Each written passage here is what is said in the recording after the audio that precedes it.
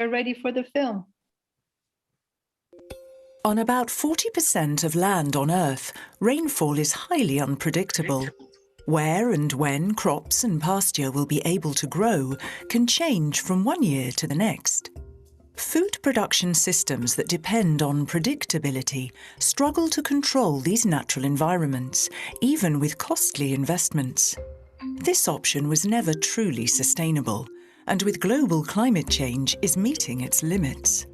But depending on predictability is a choice. It does not need to be that way. Highly variable natural environments actually offer opportunities for food production when producers specialize in being in the right place at the right time. Pastoralists are such producers. They specialize in making sustainable use of highly variable environments to produce food. By managing their animals' grazing itineraries to match the changing opportunities in their landscape, they can keep their herds in a relatively stable condition. They track beneficial combinations of forage plants and highest concentrations of nutrients. This keeps their animals on the best possible diet that only a variable landscape can offer. When they have the freedom to move to the right place at the right time, pastoralists make sustainable use of the natural environment and produce organically for domestic markets and export. Conventional food production systems that choose to depend on predictability need to combat variability to control the natural environment. With climate change, the natural environment is becoming even more variable everywhere. This is now our common future. If we learn from pastoralists, environmental variability can become an asset. They are walking the path to sustainable food production systems in the face of climate change. By sustainably turning environmental variability into food, pastoralists are already in the future. Thank you, everybody, for being here. I think this film shows very well as an introduction for this session. Welcome to the UN Food Systems Pre-Summit. With this session entitled Mobile Pastoralism, Valuing Rangeland Variability, a game-changing idea for sustainable consumption and production from the livestock sector, together with you, we aim to convince the United Nations food systems to adopt this global initiative. I'm Jürgen Hoth. I'm with the International Year of Rangelands and Pastoralists, and will be the moderator for this event. We'll like to make this case through 4 themes. First, by presenting how pastoralists do sustain healthy rangelands. Second is about the crucial role of mobility of livestock.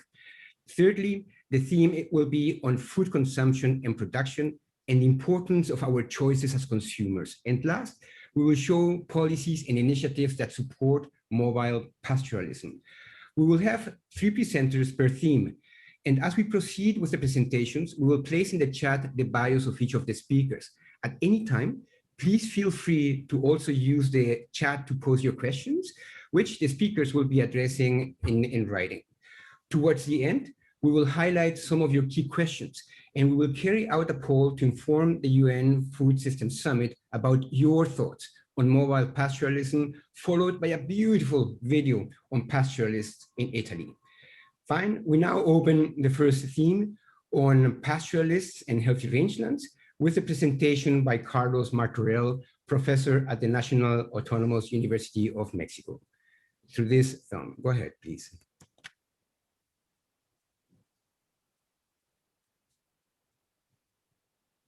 Good afternoon.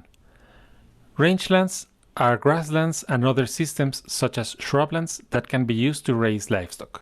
They have frequently been seen as valueless results of destruction caused by people and livestock.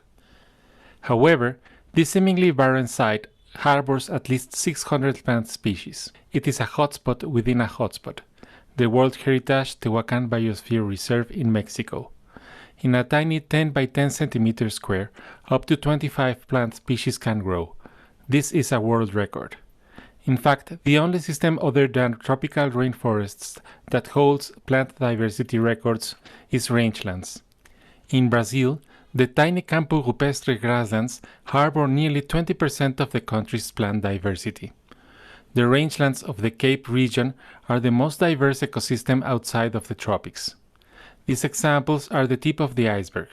Worldwide, more plant species grow in grasslands than in rainforests, and their fauna is one of the most diverse and charismatic. Much of that fauna has been lost. Until the end of the last ice age, all these grazers roamed in the Tehuacan Valley grasslands. With the arrival of European livestock, large herbivores fed there again, restoring their natural dynamics. Plant diversity is currently enhanced by livestock, which controls competitive herbs that would displace their neighbors. These three microendemic plants, which evolved here in the presence of large herbivores, tolerate or even benefit from livestock. Worldwide, appropriate livestock management is key to maintain the diversity of grasslands or even grasslands themselves. The extremely diverse European grasslands would have disappeared altogether with the quaternary megafauna had it not been for the arrival of pastoralists. Rangelands also provide important ecosystem services. Nearly as much carbon is stored in grassland soils as in forests. Due to its lighter color, grass reflects more sunlight than trees, cooling the planet. Grasslands produce more water than afforested areas. Livestock enhances some of these services, such as the rate of carbon sequestration. As Science Coons will show, many of the problems associated with livestock are solved when animal mobility is granted. Nevertheless, disdain for rangelands is rapidly destroying both nature and traditional livelihoods. Afforestation threatens 10 million square kilometers of grasslands worldwide. Due to agricultural expansion, North American grasslands and the hyperdiverse African Renosterfeld are among the most endangered ecosystems worldwide. Pastoralism preserves these biological jewels.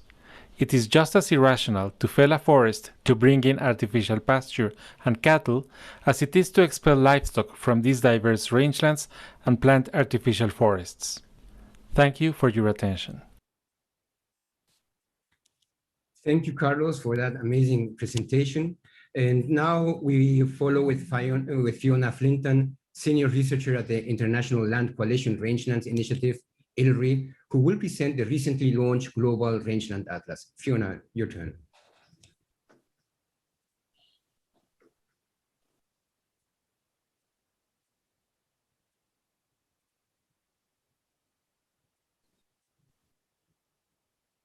Okay, sorry, I've got just sharing my screen. We can see it well. Okay.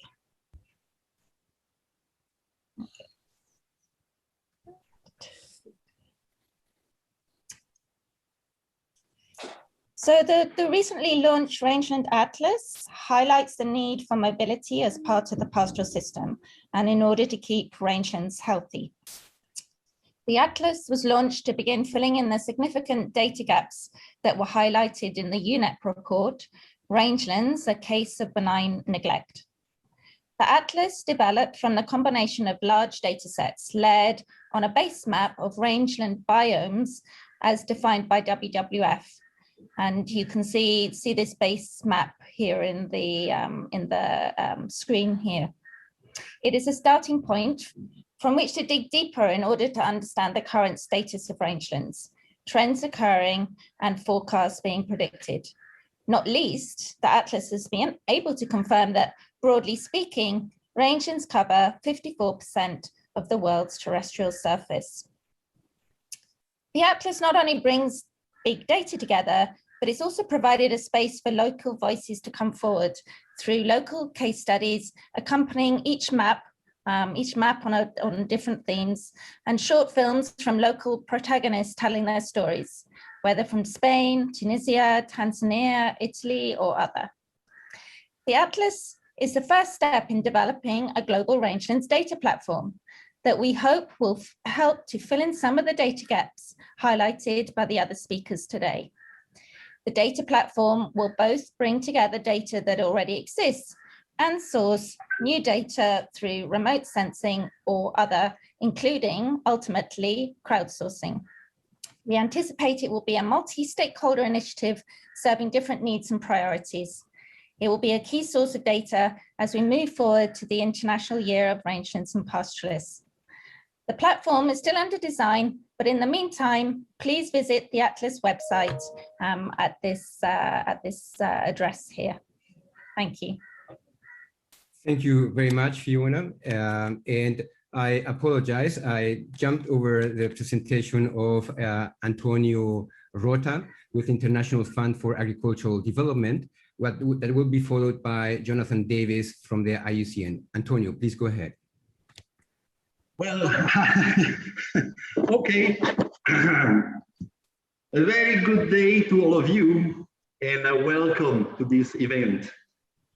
It is my pleasure to represent the International Fund for Agricultural Development, which together with the International Livestock Research Institute is hosting this event in support of the organizing leaders, FUMA and Reconcile. Today, we will hear from representatives of millions of pastoralists from around the world. It is vital that we amplify their voices as we work to make food systems more equitable and sustainable. The organizations represented at this event will discuss issues of great importance to pastoral communities. This includes, firstly, how to maintain or even increase mobility through rangelands to protect ecological resources. Second, how to ensure production is sustainable. Third, ways to preserve cultural values, livelihoods, and economic well-being. And fourth, maintaining secure access to natural resources.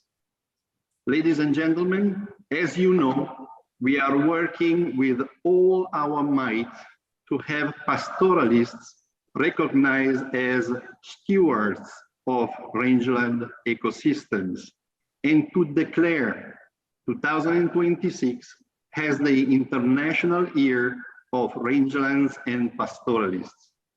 We aim to raise global awareness and prompt concrete and sustainable actions. And we will highlight the need to improve the livelihoods and living conditions of pastoralists by providing greater access to education and learning, better health services, and by drawing attention to the needs of pastoral women and rural youth. IFAD mandate is to reduce rural poverty and hunger, leaving no one behind. Since our inception more than 40 years ago, we have continuously engaged in pastoral areas and supported pastoralists, small-scale producers, and other rural people who are at the very heart of food systems. We look forward to working with everyone here today to achieve the Sustainable Development Goals through the game-changing idea being discussed today to achieve rural transformation. Thank you for your attention, and over to you, Jürgen. Thank you very much, Antonio. Amazing presentation. Can we now go with Jonathan Davis, Global Coordinator of Global Drylands Initiative with the IUCN.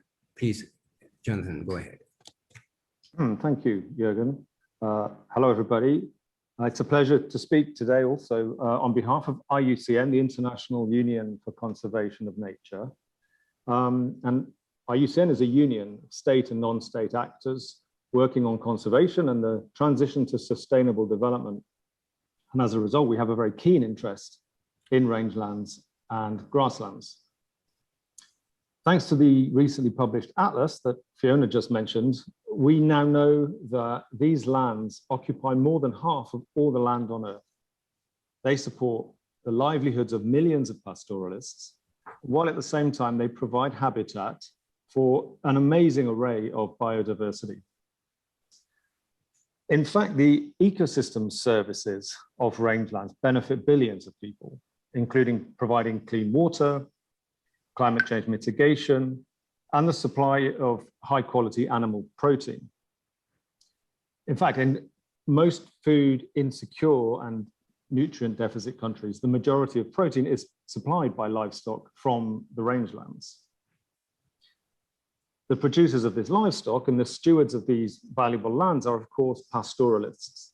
They manage one of the most environmentally friendly food production systems. But in many countries, their capacity to manage rangelands sustainably has been undermined by constraints to their rights and their livelihoods. Pastoralism, with its organized herd movements and communal resource management practices, as we saw in the videos, is an adaptation to this extreme variability that's found in the rangelands. The real tragedy of the rangelands is that variability and pastoral adaptation to it are poorly understood, and this has led to policies and investments that undermine this adaptation. Now, this has weakened pastoral livelihoods, and it has led to degradation of rangelands in many countries. It's only possible to sustainably increase food productivity in the rangelands if pastoralism is recognized, if pastoral knowledge is enabled, pastoral resource rights are secured, and degraded rangelands are rehabilitated. And this is why valuing variability is a game-changing idea for sustainable consumption and production in the livestock sector, as we will hear from the speakers at today's event. Thank you very much. Thank you very much, Jonathan and Antonio, with this great overview that both IFAD and IUCN gave us. We are in very good company, we know. We resume now then the presentation, and I'm glad to present to you Engin Yilmaz, Director of YOLDA Initiative, who will talk about pastoral mobility favoring biodiversity. And this is the last talk of the biodiversity and rangelands part. Go ahead, Engin, please. Thank you, Jürgen, and hello, everybody. Well, the strong linkage between the maintenance of mobile pastoralism and biodiversity conservation has been supported by a growing body of evidence. Mobile pastoralists have been a major agent in the evolution of rangeland ecosystems for thousands of years. It is especially their mobility that has allowed them to access and conserve forage and water resources that are unevenly distributed and vary over time. Their systematically managed movements are analogous in spatial and temporal scales to wild herbivore species movements, and they have very similar effects on ecosystems, yet driven by land management choices of mobile pastoralists. As is the case with wild herbivores, mobile pastoralist livestock exert numerous effects on plant communities and ecosystems. Among them, a major beneficial effect is the generation of spatial heterogeneity. Being central to the process of patch dynamics, the movement of livestock between different patches allows vegetation in previously visited patches to regenerate, to recover, and so creates a shifting mosaic of patches. This spatial heterogeneity with diverse plant species promotes diversity of species of different taxonomic groups by increasing available niche space and thus allowing more species to coexist. Evidence shows that undergrazing of rangelands is just as bad as overgrazing for the health of rangelands. One other major effect involving movement is related to the role of livestock in the dispersal of plants by epizoochory, the transportation of seeds attached to the animal coats or hooves, and endozoochory, dispersal by ingestion and later defecation. Seeds attached to the fleece of livestock can be transported distances of up to several hundred kilometers in substantial numbers. Livestock movement also plays an important role in soil nutrient cycling, contributing to nutrition transfer across the landscape. Mineralization of organic matter in rangeland ecosystems is to a large extent done by bacteria in the dung that dung beetles, ants, and termites further help to incorporate into the soil. Livestock migration routes function as ecological corridors and are central to the structure and functioning of ecosystems and the ecological integrity of landscapes, and therefore for avoiding the isolation and fragmentation of landscapes. In many cases, the landscapes that are so coveted by conservationists have been created and maintained over centuries by the presence and movement of mobile pastoralists and their domesticated herbivores. We must recognize the long-standing role of mobile pastoralists in the maintenance of the world's rangelands. Rangelands are one of the most imperiled and the least protected ecosystems on Earth, vastly underrepresented in the world's protected area system. It is therefore imperative that we consider mobile pastoralism as a nature-based production system due to its many benefits for rangeland ecosystems and so for biodiversity as well. Thank you all for your attention. Over to you, Jürgen. Thank you, Engin, for your important call for action. With this, we close the first section and we open the second theme about importance of mobility of livestock with Dr. Ian Scroons from the Institute for Development Studies. Ian, please go ahead. Thank you, Jürgen. In my intervention, I want to argue that there is an urgent need for a new science of variability in agriculture and food systems, which is rooted in mobility and flexibility and centered on pastoralists' own knowledge. In discussions about the UN Food Summit so far, there's been much emphasis on so-called science. But what science? For whom? Is the green revolution science of crops, of fields, of plots appropriate to the highly variable rangelands where the world's pastoralists live? I'd say no. Instead, a new science of variability based on what we call non-equilibrium thinking has major implications for how we think about livestock-based food systems. And I want to focus just on two themes very quickly, production and environment. So first, taking production. There's much debate about improving livestock systems, but this largely focuses on control, on containment, intensification, management through a particular type of science. Yet pastoralists make use of variability as a productive resource through moving to exploit rangelands supported by careful herding and animal breeding. Alternative production approaches are urgently needed to support mobility, flexibility, and responses to variable and uncertain conditions in areas where conventional agriculture is impossible. And all of this is made much more important by climate change. Second, take the environment. Again, much of the debate misses an understanding of variability. Rather than causing degradation and desertification, as we've heard, in such variable ecologies, mobile pastoralism can actually improve the environment, enhance biodiversity, and reduce climate impacts. As a report that we'll be releasing later in the year highlights, too often environment and climate change assessments ignore the variable context within which pastoralists live. So I argue a new science of variability that takes account of pastoralist knowledge, practices, context is an important way forward. We've missed this in the debate about food systems to date. The green revolution model of agricultural science focuses on stability and control. It's just simply not appropriate for increasing production, improving environments, and confronting climate change in pastoral areas. A paradigm shift is urgently needed, as proposed by the game-changing idea on valuing variability that we're discussing in this session today.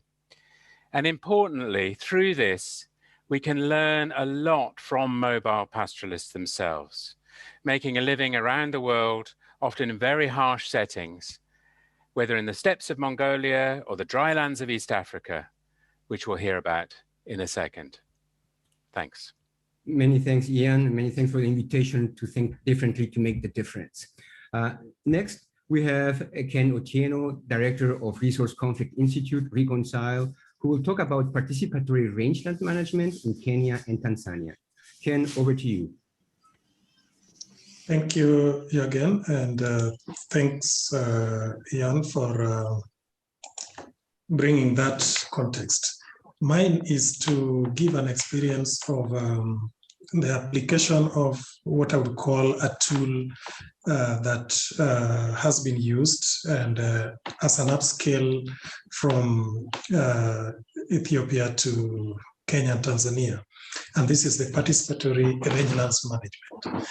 Listening to all the conversation, we emphasize the fact that rangelands management requires a collective and participatory use of intervention for rehabilitation and restoration. And in this context, recognizing that there are different interests that are anchored within rangelands and pastoralism as both a livelihood system, but also as a source of providing opportunities for pastoralists and other resource users. Rangelands, participatory rangelands management has therefore applied or introduced an integrated livelihoods approach, which in itself has proven to be a tool of restoration and also an opportunity for food security amongst the rangeland users. And we've seen this in the different aspects. That one, it is also an opportunity that in order for you to really appreciate the diversity and the diversity and other opportunities that are enshrined within rangelands, and then it is critical to put up an argument in terms of how do you ensure that this delicate ecosystem is protected and secured.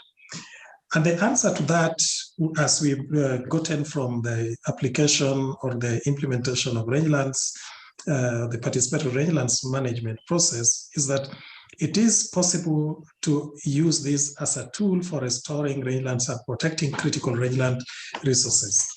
And also ensuring that communities themselves then take charge as the users and the beneficiaries of this process. But one fundamental thing that has also emerged through this participatory process is what I would look at as changing the debate within the traditional rangelands users or rangelands management, where women are often seen as taking the back seat and the men taking the lead. But PRM has proven this otherwise, where in the areas where this process has been implemented, we have gotten over 50% of women getting involved in the forefront in terms of restoration and conservation. The third aspect is how governments have also accepted the use of rangelands as a policy opportunity and application of this as an alternative to participatory planning. And this has contributed effectively into land use plan. And lastly, rangelands has also the capacity to isolate the different socio-cultural functions, systems. It has the potential for identifying and responding to climate change, and equally has the potential to responding to conflict, where it is defined from what I would call the vernacular definition of conflict.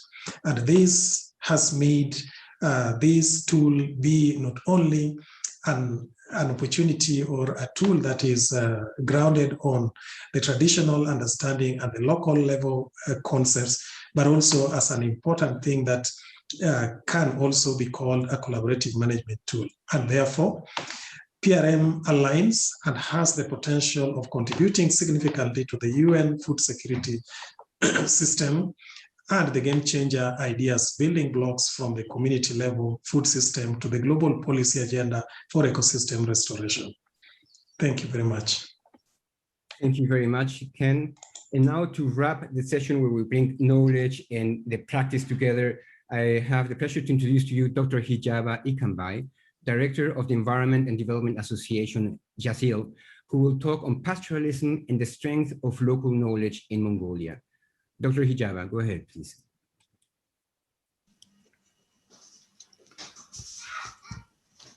Thank you very much. Yes, pastoralism is a way of development which is in harmony with nature. Mongolian case, Mongolians from generation to generation, they are custodians of environment protection in mobile pastoralism. We have many lessons on doing sustainable management of pastoralism as a need for food production and environmental protection. The pastoralism has many complex ecosystems.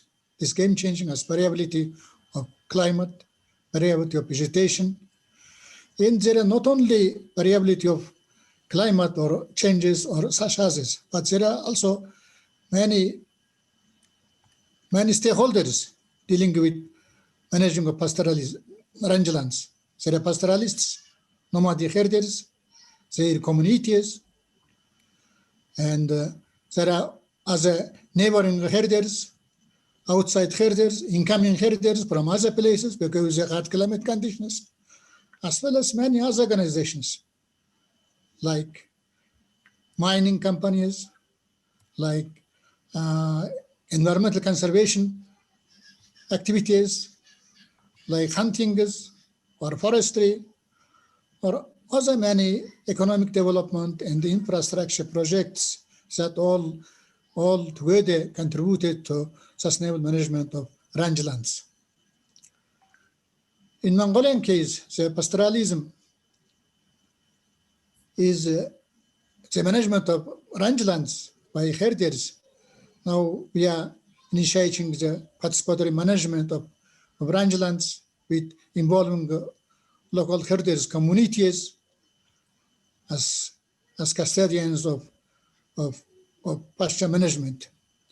And for now, we have almost 1,700 pastoral communities organized to sustainable manage pasture lands and rangelands together with pasture land, forestry, and also medical plants and hunting, all together carrying on this ecosystem, as we say, rangelands. Therefore, rangelands very vital for local development, community livelihood, because these connected with many of activities and connected with sound use of rangelands and sustainable management of ecosystem at the whole. Therefore, we are in Mongolian herders, we have a lot of experiences, and of course there are a lot of issues, game-changing issues. We need to reduce overgrazing. We need to land degradation because animal sizes now growing, herd size growing. Herders wants to more animals because the common resources. When the common resources, everyone wants more income from their activities, herding of animals. But pastoral ecosystem is limited to sustain some number of animals. That's what we need to develop long-wild pastoralism in harmony with nature. In long-wild pastoralism, very strategy is important strategy is mobility, because Mongolian herders use pasture lands from season to season by moving from winter to spring pastures, from spring pastures, summer pastures, from summer pastures to autumn pastures, from autumn pastures to winter pastures. These all around where the mobility is very important to protect rangelands from overgrazing, to generate pasture, to regenerate those. Thanks for the community management of pasture lands. In last around 10 years, in Mongolia, almost 5-6 million rangelands was restored because thanks to pasture shifting, rotation, by using strategy of mobility at community level. Thank you, Jijaba. Thank you very much. That's my all. That mobility is very important strategy for rangeland management. Thank you. Thank you very much. Jürgen. Thank you very much for sharing this ancient history and tradition of Mongolia, still very much alive today. Thank you. And now we move over with Dr. Ilse Köhler-Roelofsson, Director of Camel Charisma, with her talk on sustainable production. Ilse, over to you, please. Thank you very much, Jürgen, and hello to all. You're sharing my screen, right? Yeah. We just have heard a lot about the environmental benefits of pastoralism and about the ecological role of grazing animals in landscapes. Jürgen, can you share my screen? Yes. Yeah. But pastoralism is also crucial for the food security and livelihoods of people living in areas not suitable for crop cultivation. This map here, which is being compiled by the League for Pastoral Peoples in collaboration with its partners, such as the University of Helsinki and the Yolda Initiative, and that is still very much a work in progress, gives you an idea of how widespread pastoralism is. It is practiced by reindeer herders in the Arctic, yak herders on the Tibetan plateau, Bactrian camels in the deserts of Central Asia, dromedary herders in the Old World arid zone belt, buffalo keepers in South Asia, and cattle, sheep, and goat herders throughout much of the world. Especially in African countries, pastoralists make major contributions to GDPs, ranging between 10 and 44%, and amounting to 70 to 80% of the agricultural GDP in Sudan and Mauritania. And in a country like India, around 70% of the meat and more than 50% of the milk derive from agro-pastoral systems. The next slide, please. Most amazingly, this food is produced without fossil fuels and any chemical inputs in a completely natural way, with herd animals converting biomass, biodiverse vegetation into protein without the detour of going through monocultures. Thus, the world's pastoralists exemplify nature-positive production at its best. And if we want to support nature-positive production, it is these systems we need to encourage and support by allotting space for them and enabling the marketing of their products. Next slide, please. But pastoralists' products do not just exemplify sustainable production, but are also good for your health. Due to the biodiversity of the forage plants eaten by moving livestock, pastorally produced food is very rich in micronutrients, providing dietary ingredients that are absent from most modern diets, which are based on heavily fertilized plants grown in monocultures. And you can see this here from the 36 medicinal or Ayurvedic plants that are eaten by the camels that provide the milk for my dairy in Rajasthan. Based on information provided by the herders, the camels forage on acacia trees, thistles, and vines, so their diets go much beyond the grass that most pastured animals eat. All these plants are also used in traditional medicine, and that's why local people believe that milk from animals grazing on natural, unfertilized forage are almost like therapy and keep you healthy. Where I work, even poor people prefer to spend more money on meat and dairy products that they know come from pastoral systems, rather than buy the cheaper industrial version in a store. That's why we should aim for a universal label or certification for products from pastoral systems. Thank you very much. Many thanks, Ilse. Power to the consumer. Now we pass to the presentation of Sarah Frazi with Meat Naturally, who will talk about opportunities for value chain approaches to drive sustainable production in Southern Africa. Sarah, please go ahead.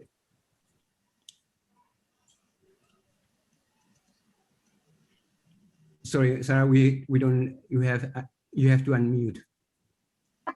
Thank you. Apologies. Thanks, Jürgen. And Ilse, thanks for pointing out all the nutritional and food rationale for pastoralism. As a representative from the private sector on the panel, what I can tell you is that consumers are not often able to obtain these products from production from non-intensive range systems due to barriers to market entry in formal large livestock value chains. We've all heard of industrial systems of meat production from feedlots, but even if we're thinking about these kind of rangeland-based production systems, they often have to channel into a centralized collection or processing area that it becomes a barrier for pastoralists, and at best it forces those producers in remote or marginal lands to transport animals over large distances, or at worst, also requires record-keeping standards that are tied to set land tenure access that doesn't enable them to access the market at all. These market access barriers not only block huge development opportunities for rural poor, they also create perverse food systems that benefit a few rather than the majority. For example, in South Africa, 50% of our national herd exists on communal pastorally managed lands, and yet only 5% of that actually makes it into the formal market, and forcing South Africa to import 20% of its beef. This is ridiculous in a Southern African context. To enable pastoralists to maximize their contribution to a sustainable food system, the private sector can adopt new technologies that are evolving to enable mobile market access, and governments need to create an enabling environment that support business players to do so. Some examples of technologies that can be considered are listed in the chat box. A virtual auction technology can be brought out and used by pastoralists to sell their animals, which then allows them to coordinate transport. Mobile auctions that can bring buyers to pastoral groups at set times of the year, and mobile abattoirs that allow a humane slaughter and delivery of meat rather than live animals, which enable a better quality end product as well. I'm sure there's many more, but global and national legislation must be adapted to enable and not stifle innovation as a result of entrenched business interests from the industrial meat era. We need to allow technology to create new value chain opportunities for pastoral producers and those consumers who are looking for natural meat. Thanks, Jorgen. Thank you very much, Sarah. The solution seems to be closer to us than what we think. Thank you so much. And now we go with Pablo Manzano, researcher at the University of Helsinki, who will talk to us about sustainable consumption. Pablo, please go ahead. Thank you, Jorgen, for giving me the floor. Pastoral production pastoralist products have superior nutritional qualities than other meat and dairy products and are healthier for the consumers. They display better fat profiles, namely more polyunsaturated fatty acids and better omega-3, omega-6 ratios. Increasing evidence shows that they incorporate phytochemicals which protect meat and dairy from protein oxidation and lipid peroxidation. Environmentally concerned consumers also have pastoralism as an adequate choice. However, most statistic data do not distinguish pastoralist systems from other livestock production systems, an issue that has been flagged by the United Nations. National statistics agencies, as well as international organizations such as FAO or ILRI, need resources to develop livestock information systems, so to design adequate policies for the current development challenges. Establishing typologies of livestock systems is a necessary but complex task, with different phases in the lifetime of a single animal, often combining grass-fed and confined stages. Even where there are data, there are challenges in how metrics are used. A large greenhouse gas footprint is attributed to pastoralism, ignoring that emissions from pastoral systems are part of natural ecosystem fluxes due to their livestock similarity with wild herbivores. A large water footprint is attributed to pastoralism in the media, even if most of it consists of rainwater that has no impact on water scarcity. All of this reflects the inadequacy of SDG indicators for measuring some pastoralist strengths. Consumers are faced with challenges when selecting pastoralist products because of this lack of information. Sometimes even traditional pastoralist specialties are produced from industrially raised animals, lowering the quality of the products. A clear labeling and product tracing is being demanded by today's knowledgeable public. Thank you. Thank you very much, Pablo. And now with this, we finished the third and we move into the fourth theme on policies and initiatives that support mobile pastoralism. The opening video is on government support to mobile pastoralism by Dr. Bat Monk, Director General of the Policy and Coordination for Livestock Husbandry Department, Government of Mongolia. Please go ahead. Distinguished representatives, dear ladies and gentlemen, first of all, I would like to congratulate all of you participating in the UNFSS Pre-Summit Parallel Session and express my deepest appreciation to the team who is hosting this important conference virtually at this difficult time when every country is struggling with the pandemic. All countries are working hard to overcome the pandemic with minimal damage on the economy and to recover the post-pandemic economy in an environment-friendly manner and to fulfill its obligations to the international community. Mongolia is a country with harsh climatic conditions and a long history and rich culture in livestock husbandry. Consequently, the livestock husbandry is the most significant subsector that produces over 80% of total agricultural products, which accounts 20% of gross domestic production. Around 9% of the country's export income directly employs 34% of total workforce and contributes to alternative income generation of half of the country's population.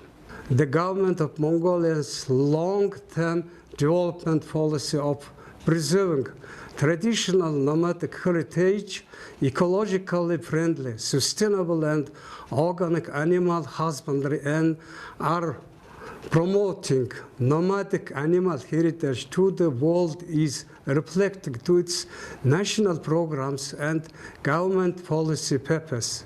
In addition, we are working to make this initiative a reality, and its importance to declare the International Year of Rangelands and Pastoralists to promote FAST's contribution for global food security and ecosystem benefits, sustainable pastoral management and rehabilitation to increase investment and support sustainable development.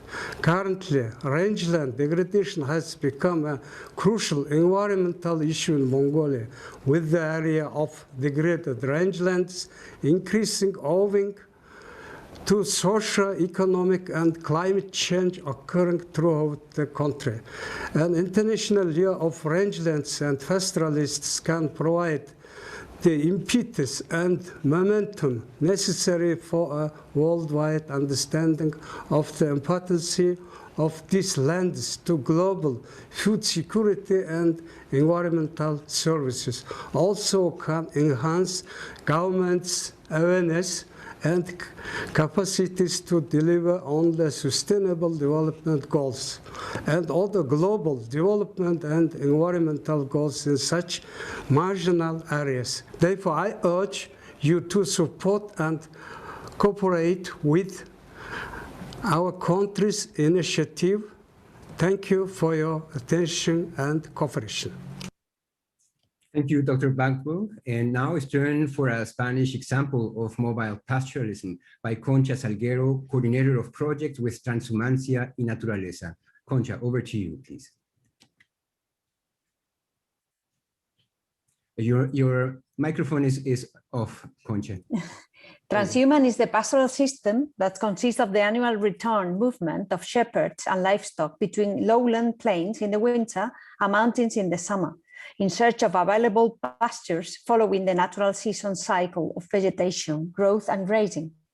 This is why transhuman is considered the most efficient pastoral system in terms of the use of natural resources and land management. The pendular movement is essential in areas of the planet with extreme weather variability, such as the Mediterranean basin, where Spain stands out as the most striking example of living transhuman in a Western country.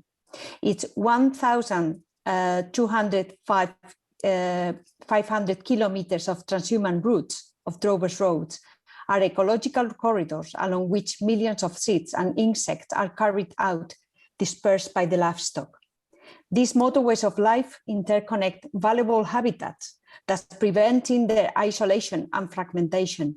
It is no accident that Spain is the richest country in Europe in terms of biodiversity, with the most extensive network of Natura 2000 sites, partly created by centuries for transhuman practice. Transhumans also create habitats for other key species, such as pollinators, and provides vital services for others, such as vultures, which is vitally important as Spain hosts 90% of the whole European vulture population. The development of adapted local native breeds and maintenance of the rural economy are other benefits provided. For all these reasons, Transhumancia y Naturaleza, the association I work for, has supported transhuman system for the last 30 years. When we started, transhuman was neglected and perceived as an outdated system of no value. Since that, Transhumancia Naturaleza has supported more than 50 herder families, and the number of livestock involved has increased a lot. Today, an estimated 500,000 animals do some kind of short or long distance transhuman in Spain, about a quarter of them on foot. To lead by example, Transhumancia Naturaleza drives every year its own herd of 1,500 sheep and goats on a 500 transhuman journey kilometers from Picos de Europa mountains to Madrid, including passing through Madrid center. In Transhumancia Naturaleza, we believe that transhumance today is a key renovation tool for tackling the different crises which currently confront modern society: environmental, sanitary, and economic, which in a sense have the same underlying causes. Transhuman is a legacy from the Neolithic, when humans were able to observe and learn from the great herbivore migrations. Since then, it has provided benefits for people and planet and has been improved, tried, and tested on the ground during at least 7,000 years. It is simply a system too vital to be lost now. The good news is that it's still alive and it is here to help. Thank you. Many thanks, Concha, for such an inspiring example. And now we move over to our last talk today on South African example of mobile pastoralism by Ikshan Samuels, rangelands ecologist with the Agricultural Research Council in South Africa. And I would also like to remind you to put your comments in the chat. Thank you. Go ahead, Ikshan. Okay. Good day to everyone. South Africa has over 470 vegetation types and 23,000 plant species. This indicates a great diversity in forage for livestock across various spatial and temporal scales. Our colonial and apartheid era policies have resulted in a dual agricultural system with a highly commercialized and modernized sector and traditional farming largely practiced at small scale and subsistent levels. Traditional mobile pastoralists resisted sedentarization throughout our recent history and have continued using herd mobility even though most of the lands were privatized. They now practice short-range mobility, but the highly heterogeneous landscape and the different species and breeds they keep allow them to access a wide variety of resources over short distances. They implement a daily grazing menu system similar to shepherds in Europe, where they herd their animals to specific parts of the rangeland based on animal behavior and level of hunger. Recently, some of these pastoralists have become innovative by using land redistributed to them as part of the country's land reform program to move their herds over larger areas. Since commercial livestock farms are almost exclusively divided into fenced paddocks, which curtails mobility, recent management approaches adopted include the use of herders and removal of internal fences. Experimental farms for demonstration and herding academies have been established to train commercial ranchers and to professionalize herding. Some livestock farmers have now adopted herding and herd mobility as their main grazing management approach. On a larger spatial scale, private ranchers often negotiate and make agreements with other ranchers, sometimes more than 1,000 kilometers away, and move their animals there to escape drought. A recent study on 100 of the best extensive livestock farmers in the country shows that this was one of the key management practices to survive the recent drought, which was the worst in the last 100 years. While pastoralists have become innovative in implementing different forms of herd mobility, our policies are still not supportive of mobile pastoralism. South African policies bearing on pastoralism and rangeland management should be harmonized with the realities on the ground. I thank you. Jürgen. Thank you very much, Ikshan, for a great presentation. With this completion, we now pass to a summary and poll sections led by Mariam Nyamir-Fuller, Vice Chair of the International Support Group with the International Year of Rangelands and Pastoralism. Mariam, over to you, please. Thank you. And dear participants, I think you have heard and seen now through the amazing expertise and experience of our speakers how vast and diverse the rangeland and pastoral systems are and the opportunities and challenges facing them. Our aim here is to bring the many voices of pastoralists and those who support them to the attention of the pre-summit delegates. I personally call on you to take these views seriously. Also, listen to the Counter Summit that's going on this week. Remember, we are in the UN decade on family farming. The UN Food System Summit must recognize pastoralist rights. I would like to leave you with 4 thoughts. First, that rangelands are vital ecosystems for food production, biodiversity conservation, and climate change mitigation. Conversion of rangelands to crops, feed, or forest is not sustainable and should not be condoned. Second, that through millennia of experience, pastoralists have learned how to work with natural variability to secure their livelihoods. Mobility of their animals is a vital ingredient of that success and can help restore and ensure healthy rangelands. Third, that sustainable production of nature-based meat and milk is not only possible, but desirable because of the nutrient-dense food it provides. There are many ways to make it more commercially viable and increase incomes for pastoralists. And fourth, that we are already moving towards sustainable pastoral and rangeland systems, as you have seen with these many examples, if only we were aware of it. Some governments and NGOs are showing the way. Pastoralists themselves are innovating. The proposed International Year for Rangelands and Pastoralists will help raise this awareness. So I hope we have convinced you that the game-changing solution that values rangeland variability and focuses on mobile pastoralism will accelerate this trend. And that is why we ask the UN Food System Summit to adopt it. So what do you say? We'd like to hear from you on a poll.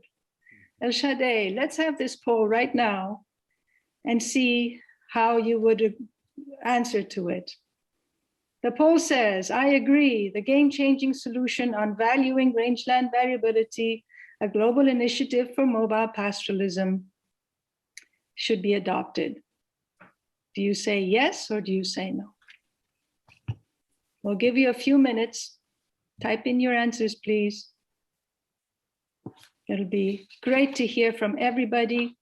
We have at least 130 participants who are with us today, and it'll be great to hear from all of you. So with that, Jürgen, I think we can now move on to the chat and the discussion period. I think we could say so far, I'm looking at the results of the poll, 73 people have voted, and the resounding answer is yes. Thank you very much for that endorsement, participants. Thank you very much, 100%. So, Anne, over to you. Okay, thank you very much. I have been, as you've seen, I've been putting various things into the chat box, mostly the bios, but other people have been posing questions and some people have been responding to questions. Now, the first question, that real question that came in was on food safety. And there, I think there have already been a number of responses on that. So we'll go over to a question which has not yet been answered. There is a question here about what the impact of conventional educational systems and globalization has on the practice of pastoralism and how we can rope in pastoralists themselves into this campaign. Now, this question has not been posed to a particular person. Is there somebody among our speakers who would like to respond to this question?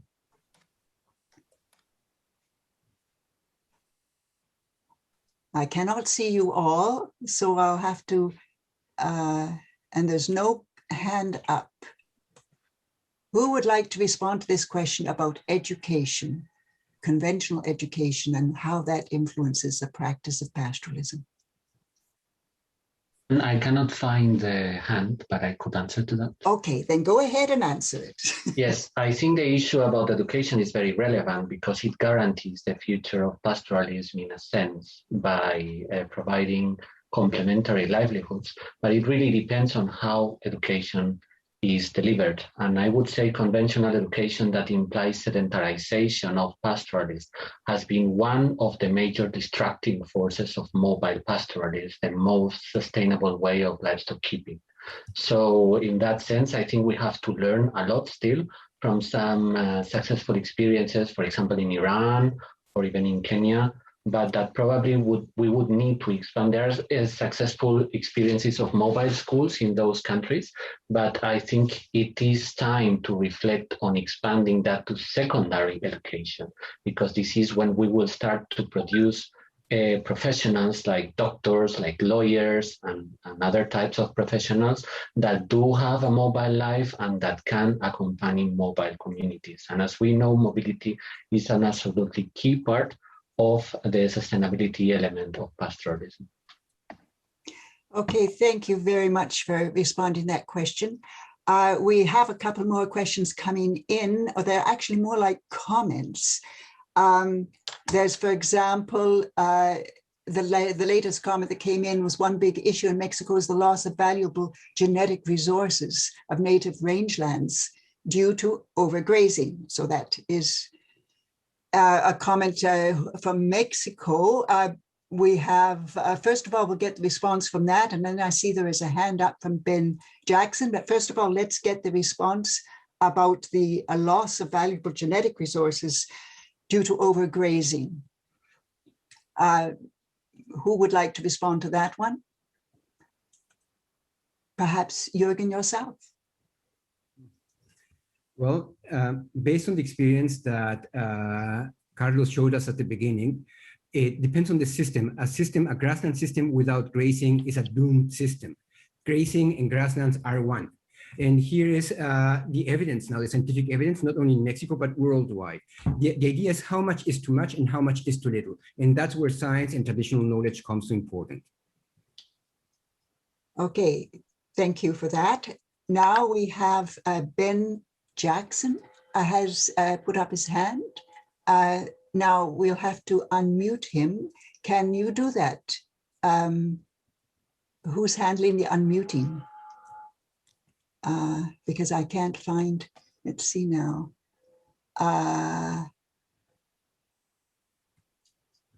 trying to find him again. Of course, I can't find him again. Okay, then I've got Carlos, who is here and wants to respond. Okay, Carlos. Well, just a couple of issues here. It's true that overgrazing is an issue. It's a problem many times.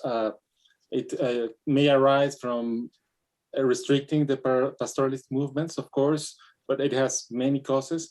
But I just want to mention that it is also true that removing the livestock completely is not an appropriate practice. It also endangers genetic resources, and particularly many of these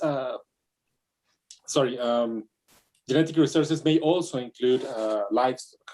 And I just want to mention that in the grasslands I have been working in southern Mexico, there's actually a very genetically distinct variety of goat that has been bred and raised there, which is the white pastoreña goat. So keeping these systems going, of course, under rational policies, both preserves natural and man-made, so to speak, genetic resources. Thank you. And I think that Engin also wanted to respond on this question. Is that right, Engin? You also have your hand up. Yes.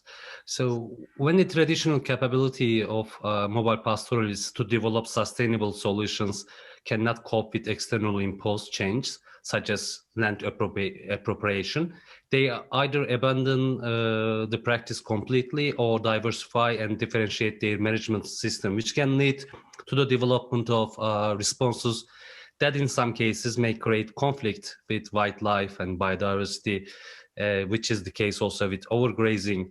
But this is mainly due to these external impacts. For instance, in Turkey, between 1940 to 2000, we lost 70% of our rangelands due to agricultural expansion. and mobile pastures didn't have any, they were not responsible because of this shrinking, but what they had to do was they had to graze their animals in very limited areas, which led to overgrazing. So such cases, the overgrazing issue, also the other wildlife conflicts, should be truly investigated to understand the root causes of these problems and to develop sustainable responses that can solve the problem. Thank you very much, Engin, and thank you very much, Anne. You did a great job, and thank you everybody for your great questions. We will keep them together, and we will find a way to share them with you. And last, we would love to share with you an amazing film, a beautiful film from Italy. Fiona, please go ahead. Thank you, Jürgen. Yeah, it's with great delight that I introduced this film, which we finished yesterday. It's the short version of a longer film that's still in production. We had a lot of fun producing this, met some amazing pastoralists across Italy. And it's quite ironic at the moment that Sardinia is on fire. And one of the messages that we make in the film is the importance of livestock, particularly goats, in removing the biomass under trees to help prevent these fires. So without further ado, I pass you over and please enjoy the film. I will put the YouTube address in the chat if you'd like to also see it again later.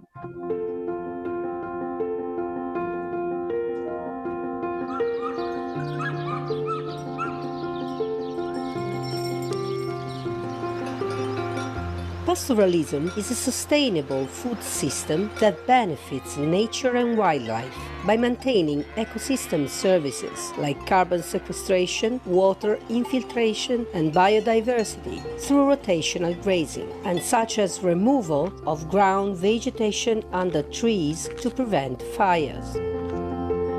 Il pastoralismo in Italia ha origini antiche.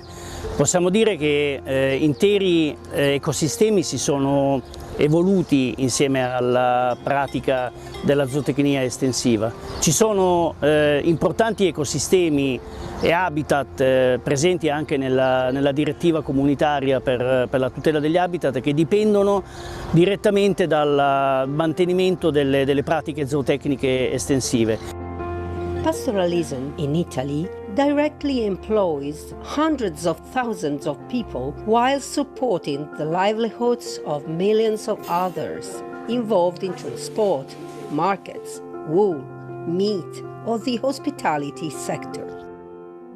In Italy, there are two main types of pastoral systems. One, pastoralism in mountain areas that involves a vertical transhumance from winter to higher altitude summer pastures and vice versa. And two, pastoralism in dryland areas that involves a horizontal movement of animals across landscape with variably distributed grazing resources, low rainfall and often rocky terrain. Sicuramente l'attività predominante in Sardegna è quella della pastorizia, che da generazioni si tramanda da sempre quest'arte antica di allevare pecore quasi esclusivamente di razza sarda in tutto il territorio regionale. La pastorizia ha assicurato e continua a assicurare il reddito alla maggior parte dei nostri agricoltori. Despite the clear positive benefits of pastoralism, for many pastoralists, life is a struggle. Challenges include lack of investment, land conversion and blocking of transhumance routes, exploitation of EU subsidies, low milk and wool prices and climate change. La neve è scomparsa dai paesi in basso, tipo da 1500 metri, dove una volta nevicava e la neve si fermava. Adesso la neve a volte viene, a volte ci sono degli inverni in cui non c'è proprio neve.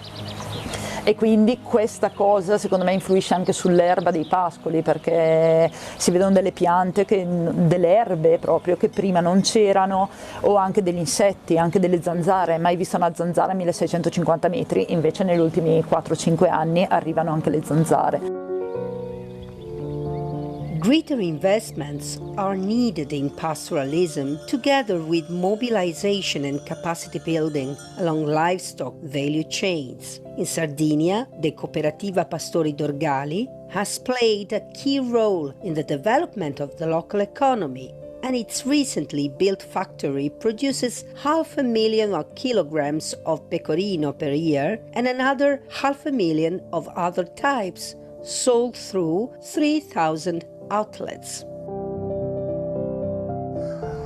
In the Mediterranean countries, and specifically in Italy, we have a reality about pastoralism which is worrying me about because of the decreasing number of people practicing pastoralism in Italy, and it is due to the lack of access to services where they are in isolated areas, but also is because of the lack of good maintenance of livestock corridors in the country, and also those challenges are related to how we can ensure a decent rural employment and income generation enough to make a living for young people to stay in the countryside.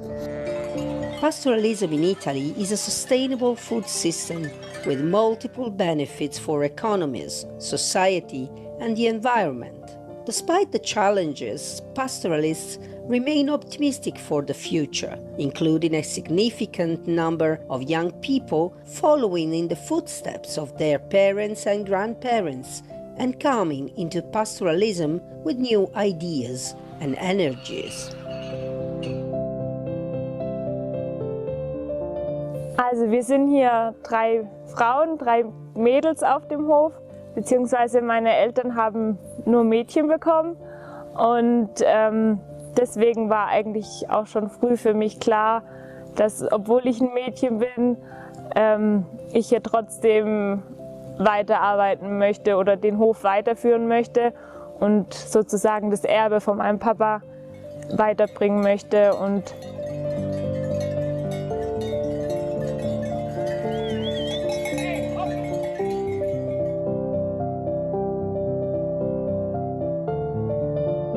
Well, wasn't that a fantastic film? Thank you so much, Fiona, and all of your team for pulling that very, very inspiring film together. You know, we've run out of time, everybody. In fact, we've gone well over time. And I would like to thank everybody, all their speakers, for their careful and effective participation, to ILRI for their great support, to IFAD and IUCN for nudging us forward, and to Jürgen, thank you so much for your fantastic moderation, and to my fellow organizers at the International Year for Rangelands and Pastoralists for their steadfast patience. Thank you also to all the participants. Thank you for being here, listening to us, for your chats, and your well wishes. They're very much appreciated. So this is it. This is the very end. Keep on working for pastoralism. Thank you all. Goodbye.